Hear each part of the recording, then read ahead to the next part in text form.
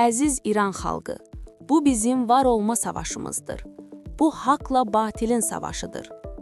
Global Net xəbər verir ki, bunu İranın yeni ali rəhbəri Müctəba Xamenei xalqa ilk müraciətində bildirib.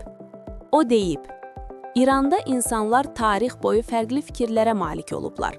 Hakimiyyətə qarşı olan şəxslər də olub.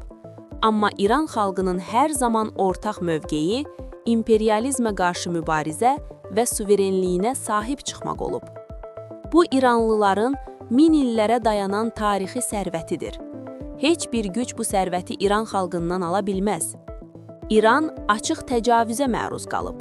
Bugün Amerika İran xalqının tarixini, onun Amerikaya baxışını anlamadan səhv edərək bizə hücum edib. İran min illərdir bu coğrafiyadadır və bu coğrafiyanın sahibidir. Amerikalılar əsla bizə nəyisə diktə edə bilməzlər. İranın gələcək taleyinə yalnız İran xalqı qərar verəcək.